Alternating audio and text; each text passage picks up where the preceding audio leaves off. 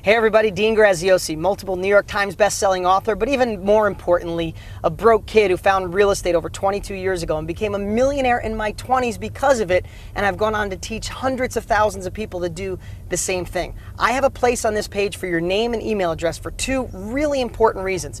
One, I've created the best training I've ever put together in my life to show anyone how to take advantage of this down market and put money in your pocket. I don't care if you're broke and in debt and never thought about real estate, or you're an investor that wants to go the next level. You need to put your name and email address and be ready to be blown away. Secondly, just for entering your name and email address and watching my training videos, one of you is going to win one of my investment properties. $65,000 is what Zillow says it's worth. It's rehabbed and rented for $750 a month. Somebody's going to get the keys. No catch, no strings, no kidding. And lastly, I produced a video that shows my life, well, if I didn't do something different, if I didn't take action with real estate. I'd like to show you that right now. But at any time, put your name and email address, and I'll see you on the other side.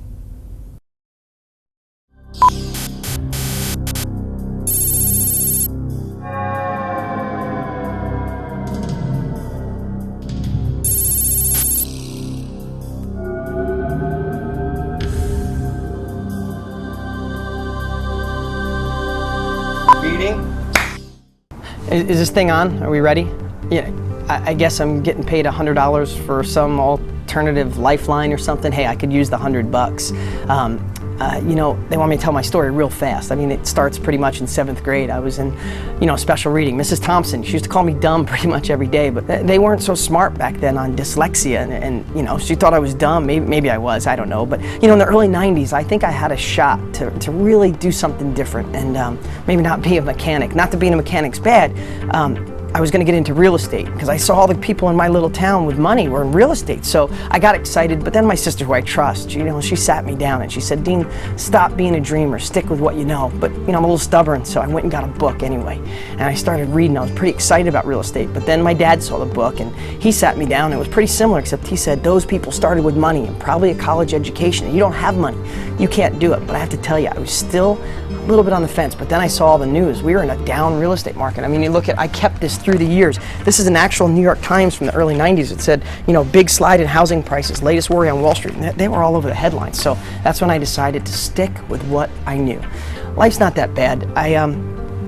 I've gotten some raises through the years. I had really good health insurance, but my boss, who's in the other room right now, things are tight, so he had to take back the health insurance. My wife and I got a nice little house. I mean, I probably have 100 years worth of payments on it, but it's okay. I think some of the things I might regret is that, I just thought there was more for me after school. I really thought I could be something. And, I hate the stress and worry about the bills. There's never enough, and me and my wife fight about it. And, a couple even deeper things is I have 2 little kids, a 4 and a 2-year-old, and I hope I could figure out a way to get them to college. I know I'm not going to have the money, and the other thing too is my parents. Like, neither one of them saved up money for retirement, and they're really struggling. And I always wish I had that extra money to get them going.